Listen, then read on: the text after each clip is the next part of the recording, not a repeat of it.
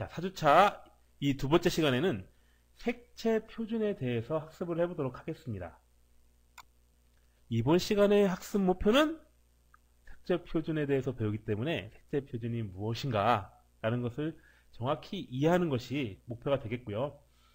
진행되는 학습 내용으로서 색채 표준이란 무엇인지, 색채 표준이 되기 위해 필요한 조건은 무엇인지, 그리고 색채 표준의 역사, 좀 광의로 색채 연구에 대한 그런 역사를 한번 쫙 살펴보도록 하겠고요. 그 연구에 중심된 학자들 위주로 해서 색채 연구의 역사를 살펴보도록 하겠고요. 마지막으로 색채 표준의 분류에 대해서 학습을 해보도록 하겠습니다. 자, 색채 표준. 색채 표준이란 무엇일까요? 왜 이것이 필요할까요? 색채 표준이라는 것은 색을 정확하게 양쪽으로 측정을 하는 거죠. 측정을 하고 또 이걸 필요한 곳에 전달을 하고 또 때에 따라서 보관을 하고 관리를 하기 위해서 일정한 규칙에 따라서 전달 가능한 표현 수단, 기호나 단어 등으로 색을 표준화하는 것, 그것이 바로 색채 표준이다, 이렇게 말씀드릴 수 있습니다. 그럼 이 색채 표준은 왜 필요할까요? 가장 중요한 것은 색에 대한 정확하고 원활한 커뮤니케이션, 이 의사소통하듯이 말로써 설명을 하듯이, 의사를 전달하듯이 이 색을 기호를 통해 전달함으로써 그 오차를 줄이고자 하는 것이 가장 큰 목적이 될 수가 있습니다. 제가 생각하고 있는 붉은색과 여러분이 생각하고 있는 붉은색은 틀릴 수가 있습니다. 어떤 사람은 파랑을 생각할 때 청명한 가을하늘 같은 파란색을 떠올리는 사람도 있겠고요.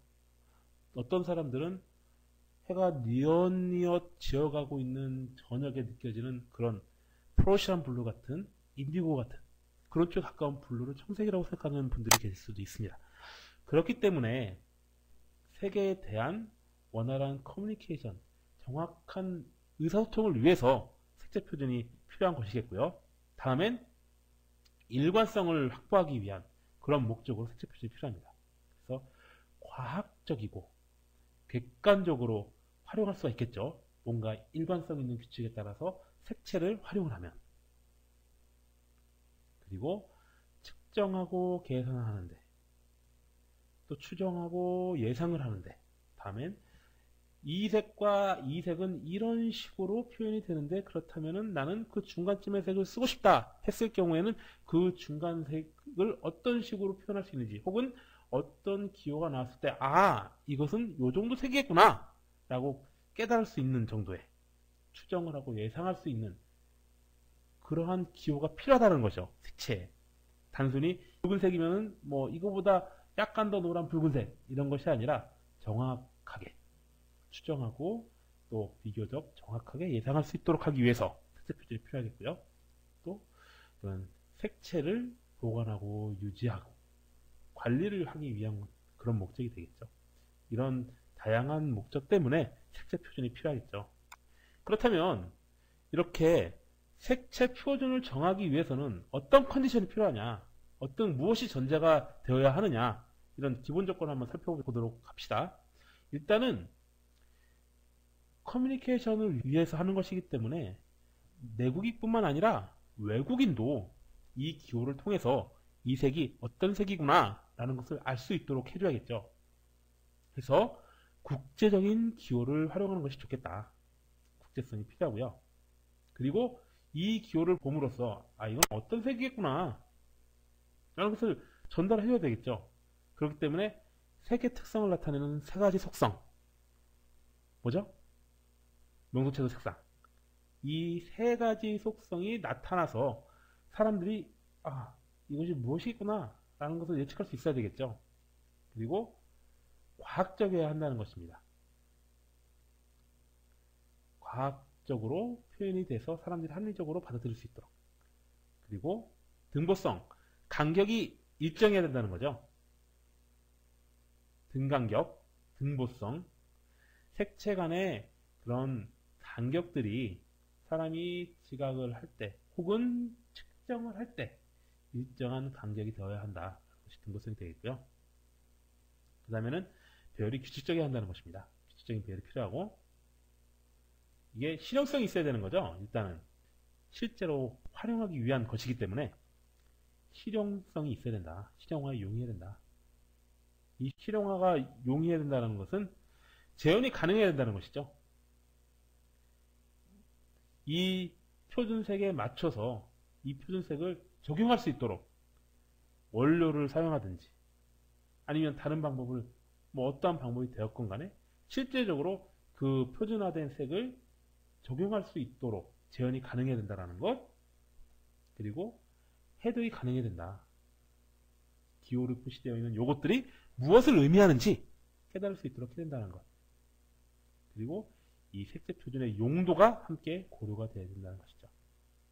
예를 들어 빛을 통해서 색채를 전달하는 곳인데 이 색채 표준이 감산홍색을 기준으로 해서 되어졌다. 그러면 좀 곤란하겠죠. 그렇기 때문에 어떤 용도 등이 함께 고려가 되어져야 되겠죠. 그리고 재현성, 실용성과도 관계가 있는데 가급적이면 사람들이 보편적으로 많이 사용하는 안료를 활용을 해서 색의 재현이 가능해야 되겠다라는 것이 재현성이 되겠습니다. 이렇게 색을 표준화하기 위해서는 국제성, 속성의 인지성, 과학성, 등보성, 규칙성, 실용성, 재현성 등 여러가지 조건이 갖춰져야 되겠습니다. 자, 색채 표준의 발전, 제목은 이렇게 되어 있지만 전체적으로 봤을 때 색채에 대한 연구, 사람들이 색책을 어떻게 생각해 왔는지에 대한 커다란 흐름이 되겠습니다. 그래서 고대, 그리고 고대를 지나서 근대죠. 17에서 18세기 과학에 대한 관심이 높아지고 발전하기 시작한 그런 17세기, 18세기, 그리고 더 나아가 최근 19세기, 20세기에 이르기까지 색채 이론이 어떻게 발달되어 왔는지 그 색채를 연구한 학자들을 중심으로 해서 한번 살펴보도록 합시다. 일단 고대, 데모크리토스, 엠페도클레스, 플라톤 학파나 유클리드나 아리스토텔레스, 이런 사람들이 이제 고대 색상에 대해서 논을 했었는데요. 어떤 얘기를 했었는지 한번 살펴보도록 합시다. 먼저 데모크리토스라는 사람이 나오는데요. 물체로부터 나온 빛이 눈에 들어와서 상이 형성되어 물체를 보는 것이다. 반사체로부터 반사된 것을 사람이 지각한다라는 현대의 그런 색 지각 이론과 매우 근접한 그런 이론이 되겠죠. 하지만 재미있는 이론도 많습니다. 밑에 있는 것을 보시면 엠페도클레스라는 사람이 시각현상은 눈에서 마치 곤충이 더듬이로 주변 환경을 확인하듯이 눈에서 수백만 개의 보이지 않는 촉수가 나와서 물체에 도달해서 그것을 감지하는 것이다 라고 주장했습니다. 매우 재미있는 주장이죠. 그리고 플라톤 학파는 중도적인 입장을 얘기를 합니다. 눈에서도 뭔가가 나오고 물체에서도 뭔가 나와서 도중에 만난다. 도중에 만나서 상호작용하는 것을 지각하게 되는 것이 그것이 이제 색지각이다 이렇게 얘기를 했었고요. 유클리드 같은 경우에는 시선이 엠페도클레스와도 유사한 그런 관점인데 시선이 물체에 닿으면 물체가 보이게 된다. 눈이 닿음으로써 물체를 지각하게 된다는 것이죠. 아리스토텔레스 같은 경우에는 시선, 그리고 엠페도클레스에서 말하는 보이지 않는 수백만 개의 촉수, 이런 개념을 부정을 하고 빛을 중심으로 이 색을 색제화한다라고 주장을 했습니다. 그래서 물체색 같은 경우에는 이제 고유한 성질이 있고 그렇기 때문에 빛이 없으면 지각이 되진 않지만 그 색 자체는 없어진 것이 아니다라고 주장을 했고요. 그와 더불어서 빛, 그림자, 빛은 흰색이 되겠고 그림자는 흑색이 되겠죠. 이러한 빛과 그림자, 흰색과 검정색의 혼합비를 통해서 색이 나타난다고 주장을 하면서 빛의 원색을 우리가 최근에 밝혀진 그런 과학적 추론에 의한 RGB가 아니라 아리스토텔레스는 흑과 백으로 봤다. 히포크라테스는 이와 더불어서 이 당대 굉장히 저는 진보적인 생각을 가지고 있고 합리적인 사고를 했던 사람이 아닌가 싶은데 히포크라테스 선서에 나오는 그런 의학자죠. 그 사람인데 이 당시에 이 고대에 이 색 지각이 뇌와 관련된 것이다 라는 것을 이미 거론을 했습니다. 이 밖에 당시에 많은 학자들이 이 색이라는 것이 열과 냉각 관계, 우리 배웠던 거 갑자기 생각나죠? 백열광, 그쵸? 열이 나면서 빛이 발산되고 그 빛을 지각해야 되는 그러한 열과 냉각 관계에 의해 색채가 성립된다는 그런 이론을 내세웠었고, 이런 이론을 통해서 연금술, 안료의 개발에 큰 영향을 주었다고 합니다. 그래서 다양한 색상을 구현해내는 안료들이 많이 개발되기 시작되었다고 하거든요. 다음은 17세기, 18세기인데요. 먼저 그 당시에 우세했던 이론인 입자설에 대해서 한번 살펴보도록 합시다. 입자설. 케플러라는 사람이 망막의 외부의 이미지가 역상으로 보이는 것을 1604년에 이미 입증을 했다고 합니다. 생각보다 굉장히 빠른 시기에 이런 사실을 입증을 했죠. 이 망막으로 외부의 이미지가 역상으로 보인다라는 것은 빛의 굴절을 통해서 이루어지는 것이거든요. 이런 것을 또한 몇 해 안 지나서 스넬이라는 사람이 그 빛의 굴절을 더 확실하게 발견을 해냈고요. 그 이후에 데카르트가 스넬의 발견을 굴절의 법칙으로 이론화를 시켰고, 1단계는 망막, 2단계는 뇌를 통해서 색을 지각한다. 그리고 빛이라는 것은 직선 운동을 하죠, 기본적으로. 그리고 이 직선 운동이 바로 미립자가 이동하는 것이다. 작은 입자들, 눈에 보이지 않는 작은 입자들이 직선으로 이동해 와서 지각을 하게 되는 것이다. 이렇게 설명을 했죠. 마찬가지로 뉴턴도 데카르트의 입자설을 이어받았습니다. 그래서 빛은 직진한다는 이론에 의해서 빛이 입자의 흐름이고, 그 입자가 눈에 들어가서 색감각이 발생한다는 입자설을 주장을 했습니다.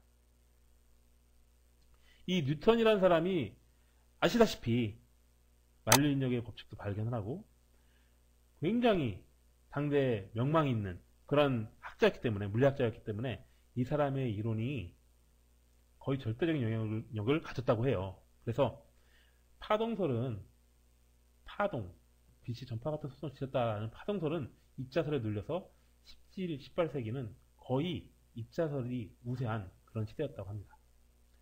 밑에 있는 그림을 보실까요? 뉴턴이 이제 프리즘을 통해서 분광한 것인데, 일단 프리즘을 통해서 스펙트럼이 나타나죠.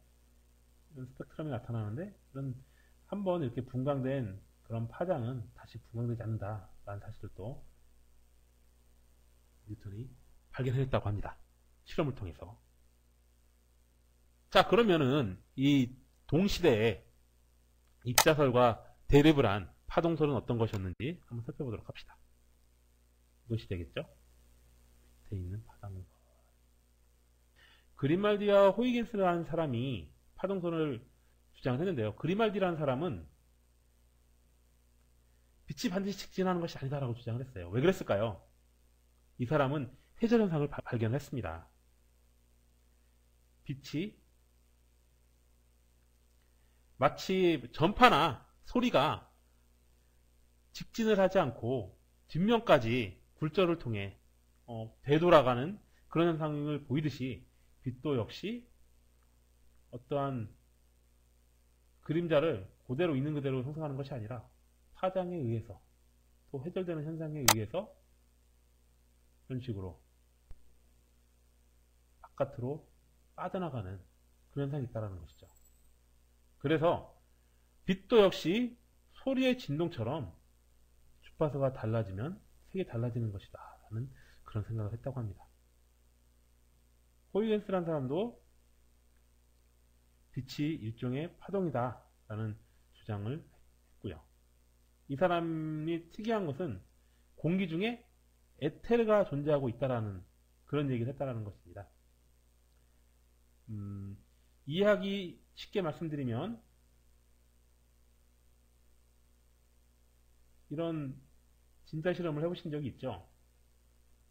쭉 매달려 있는 축들이 있고, 여기서 하나의 추를 뒤로 당겼다가 앞으로 때리면 나머지들이 진동을 전파해서 나머지 맨 위에 있는 추가 이렇게 진동하죠. 이러한 역할을 공기 전체에 있는 에테르가 한다라는 얘기입니다. 그래서 이 에테르 자체는 움직이지 않고 충격을 전달하는 단단한 눈에 보이지 않는 아주 자그마한 판성구들로 이루어졌다, 이렇게 주장했다고 해요. 하지만 이러한 이론은 아주 작은 미립자들이 응축이 돼서 있다라는 그런 이론이기 때문에 하나의 진동이 한 것으로만 가진 않겠죠. 다 접해 있기 때문에 그런 이론적인 그 약점이 있었습니다. 그래서 빛의 가장 기본적인 속성인 직진성을 설명하기 어렵다라는 그러한 단점을 가지고 있었죠. 이 영이라는 사람이 호이긴스의 파동설을 제시하고 또 그 세 가지 종류의 시세포, 그쵸? 이 사람이 말한 거는 빨강, 노랑, 파랑이었다고 말씀을 드렸었죠. 세 가지 종류의 시각세포 가설을 세웠었죠. 소리와 광학을 결부시켜서 빛과 소리가 모두 진동이다. 그리고 색에 따라서 다른 주파수를 가지고 있다 라고 주장을 했었죠. 그리고 또한 광원이 약하거나 강하거나 같은 속도로 전달이 된다. 그래서 약한다 그러면은 입자가 적어질 것이고, 입자설이라고 하면, 입자설 측면에서 본다 그러면 빛이 약하면은 입자가 적을 것이고, 빛이 많으면 입자가 많아져야 되는 것이고, 이래야 되는데 그렇지 않다. 전달되는 속도가 같다라는 것이 그렇지 않음을 입증하는 것이다. 그렇기 때문에 이 빛이라는 것은 입자가 아니라 파장이다. 이렇게 주장을 한 거죠. 그리고 또한 이러한 빛의 파장 때문에 간섭이 생긴다 라고 주장을 했죠. 또 헬름홀츠, 아까 영 헬름홀츠설 기억나시죠? 삼색설, 삼원색설.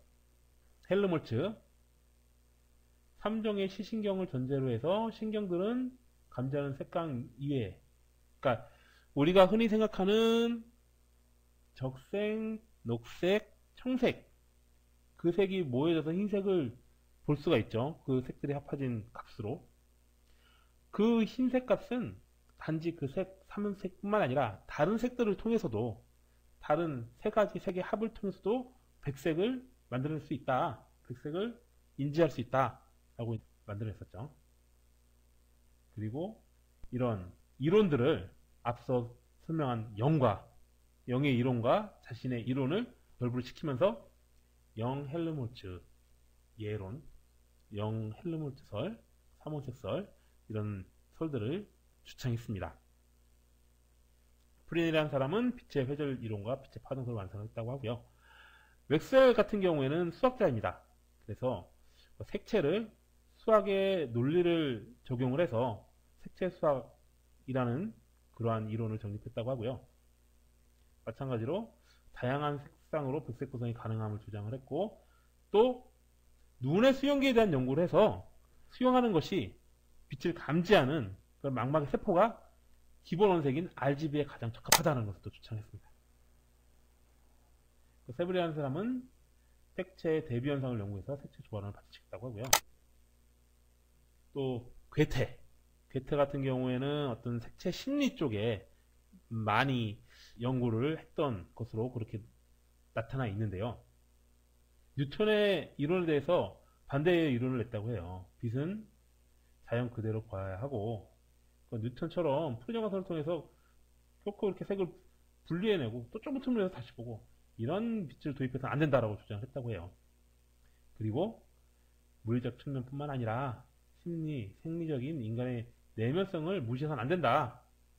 그리고 색채는 상당 부분이 예술적인 부분에 속하기 때문에 이런 과학적인 것만으로서는 설명하는 것이 불합리하다, 이런 얘기를 했다고 합니다.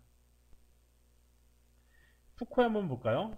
푸코는 공기와 물속에서 빛의 빠르기를 비교 측정했다고 해요. 그래서 빛이 물속에서 훨씬 느리게 진행한다는 것을 실험을 통해 발견을 해서, 그래서 이 푸커의 실험을 통해서 입자설이 전적으로 파동설에 의해 포기가 되는 그러한 일이 발생했다고 합니다. 푸커가 대단한 일을 해낸 거죠. 뉴턴이라는 대학자가 상대 물론 전 시대이긴 하지만 그 굉장한 그 물리학자가 주장을 했던 그런 이론을 실험을 통해서 빛이 물속에서 훨씬 느리게 진행한다라는 것을 입증해 내므로써 파동설을 더 유력한 설로서 만든 계기를 만든 학자가 되겠죠. 자, 그리고 20세기 한번 봅시다. 어떻게 되었는지. 좀 전에 설명드린 것이 영홀, 헬름홀츠, 브레넬, 게트, 푸커였고요. 이제 곧 설명드릴 것이 이제 광량자설, 아인슈타인과 드브로이입니다. 아인슈타인은 광전 효과를 발견해냈죠. 빛이 띄는 정기적인 속성, 이러한 빛의 정기적인 속성 때문에 다시 입자설이 또 다시 등장하게 됐죠. 이러면서 다시 또 입자설과 파동설이 또 혼재가 되고 서로 맞물려서 빛에 대한 성질이 이론적으로 체계화시킨 것이 더 모호해지는 그런 상황이 발생했습니다. 드브로이는 이를 통해서 빛의 이중성을 주장을 했죠. 빛은 파동성 그리고 광량자라고 하는 입자성도 가지고 있어서 횡파, 굴절, 간섭, 평간 등의 현상이 다양하게 일어난다라고 설명을 했습니다. 그리고 종합병원에 나왔던 그 유명한 의과대학이죠. 존스 홉킨스 대학과 하버드 대학 생리학 연구진과 함께 인간의 눈이 빨, 초록, 파랑의 3색 광광세포가 있음을 또 증명을 했습니다. 그래서 현대에는 어떤 식으로 빛을 이야기하냐 하면 아주 크게 광의적으로 그리고 좀 보편화된 개념으로서 빛은 전자기파고 파동의 형태로 움직이지만 전달이 되어지지만 자그마한 수준, 아주 작은 밀입자의 그런 원자 수준에서는 입사처럼 행동을 한다. 그래서 빛은 한 가지만으로 표현하기는 힘들고 빛의 본질은 아직까진 어떤 것이다라고 장담할 수 없는 상황이다. 이런 것이 이제 현대의 양자 이론으로서 정립이 되어 있습니다. 그리고 이러한 색채 연구 과정에 따라서 각 학자들이 그래서 세계 구성은 이렇다. 이 자신의 이론들을 체계로서 정립한 색체계들이 있었거든요. 그것이 바로 이제 색상환이 될 수가 있겠는데, 자, 살펴보시면은 각 학자와 각 학자의 그런 그 색상환들을 보실 수가 있습니다. 이 부분들은 여러분들이 살펴보시도록 하고요. 뭐 재밌는 거 하나는 아이작 뉴턴의 색상환이 있는데 이것은 그야말로 이렇게 스펙트럼을 그냥 마른 겁니다. 이렇게 돌돌돌 말아서 여기 보시면은 가장 좁은 곳, 이것이 이제 R이 되겠죠. 레드가 되겠죠. 이렇게 돌면서 예, 바이올렛, 보라색 쪽으로 가는 것이 되겠죠. 장파장으로 시작해서 단파장으로 한 바퀴 그냥 스펙트럼을 종이 말듯이 마른 그런 것이 이제 아이작 뉴턴의 색상환이 되겠습니다. 자, 이렇게 색채 표준의 발전 과정, 색채 연구와 또 색상환도 한번 살펴봤죠. 그런데 이렇게 여러 가지로 이제 색채 표준을 만들어서 이제 체계를 정립할 수가 있다라는 것을 배웠는데, 크게 이런 색채 표준은 현색계와 혼색계로 나눠볼 수 있다라고 해요. 말이 어렵죠. 현색계, 혼색계. 영문으로 된 걸 한번 살펴볼까요? 현색계는 Color Appearance System 이라고 되어 있습니다. Appearance 무슨 뜻일까요? 나타난다. Appearance 나타나기 때문에 보여지는 것이죠. 어떻게 보여지느냐? 컬러가 보여지는 시스템입니다. 지각과 관계되는 것이 되겠죠. 그리고 혼색계라는 것을 한번 봅시다. 혼색계 Color Mixing System 이렇게 되어 있습니다. 컬러가 어떻게 섞여져 있냐? 이것이 이제 주된 그 체계를 세우는 기준이 되는 것이죠. 그래서 현색계는 어떻게 보이냐가 체계를 세우는 기준이 되는 거고, 혼색계는 무엇이 섞여져 있냐, 무엇이 어떻게 섞여져 있냐, RGB가 어떻게 섞여져 있냐, 그것이 바로 이제 혼색계의 색체계를 만드는 그런 기준이 되는 것입니다. 그래서 일단 현색계 특징을 보면은 물체색을 나타내는 표색계고요. 색의 삼속성, 색상명도 채도에 따라 분류를 하고요. 번호와 기호로 정량적 표시를 하고, 특히 이 색지각, 어떤 객관적으로 측정한 그런 것보다는 색지각을 중심으로 해서 나눠지는 그런 간격이 지각에 바탕을 두고 있다는 것입니다. 어떤 측정된 그런 수치가 아니라 느껴지는 색지각에 따라서 간격이 결정되는 그런 특징을 보여주고 있고요. 혼색계 같은 경우에는 측색을 통해서 판별을 하고요. 물리적인 빛의 혼색 실험에 기초를 두고 있고, 빛에 의한 성질에 따라 색을 표시한다. 빛의 성질에 따라 색 표시를 하는 것은 무엇일까요? 각법혼색이죠. 각법혼색에 의한 색 측정을 한다. 그리고 이것이 측정을 바탕으로 한 것이기 때문에 현색계보다는 보다 더 객관적이다라는 특징이 있습니다. 현색계가 적용된 색체계는 한국규격, 먼셀, NCS라든가 DIN, OSA, UCS, 그리고 혼색계 같은 경우는 오스트발트 색표계, 그리고 CI 국제조명위원회죠. 그리고 표준 표색계, 헌트라입에서 만든 표색계, 이런 색체계들이 있습니다. 서로 어떤 것이 장점이고 어떤 것이 단점인지 한번 살펴보도록 합시다. 현색계 같은 경우에는 정확한 측정을 요하는 것이 아니기 때문에 측색기가 필요가 없겠죠. 그래서 사용이 편리합니다. 그리고 시각적으로 색 지각에 의지하는 것이기 때문에 시각적으로 확인이 용이한 그런 측면이 있고요. 색편에, 그러니까 색체계에 들어가는 그 색깔의 정도를 용도에 맞게 조정이 가능하다. 그리고 사람이 지각할 수 있는 정도의 등간격으로 되어져 있다. 일정하게 배열이 되어 있는데 그것이 사람이 지각할 수 있다라는 장점이 있고요. 그리고 샘플을 보면서 재현할 수 있는 것이 또한 장점이라고 볼 수가 있습니다. 물체에 대한 색깔을 지각하는 것을 기준으로 하기 때문에. 그렇다면 단점은 어떤 걸까요? 눈의 시감에 의존하기 때문에 객관성이 떨어질 수 있죠. 그리고 눈으로 지각이 가능해야 되기 때문에 보다 세밀한, 그러한 좀 더 세분화된 그러한 색자표를 구현하기 좀 어려운 그런 단점이 있고, 처음에 그 색체계를 만들 때 조건과 그 색을 관찰하는 시점, 판단하는 시점에 그런 조건이 동일하기가 굉장히 힘들겠죠. 그렇기 때문에 그런 불일치에서 나타나는 그런 색감의 변화가 또 있을 수 있다라는 그런 단점. 그리고 색지각이라는 것이 굉장히 주관적일 수 있기 때문에 그런 주관성에 따른 그런 영향, 객관성이 좀 떨어진다는 영향, 그리고 색역에 한계가 있다는 것입니다. 빛나는 물질, 형광색, 채도가 굉장히 높은 그런 음료, 이런 것들은 색의 영역, 그 현색계의 색 영역 안에 넣기가 좀 힘들다. 마찬가지로 광원이나 빛도 넣기 힘들겠죠. 그리고 광택과 무광택의 차이를 느끼기가 좀 힘들다라는 것도 문제가 될 수 있겠고요. 혼색계의 장점을 볼까요? 환경이 아무리 다른 조건이라 할지라도 측색을 하기 때문에, 그러니까 일정한 조건 하에 상대적으로 맞춰놓고 하기 때문에 측정이 객관적으로 나올 수 있다는 것. 환경이 변해도 측정이 가능하다.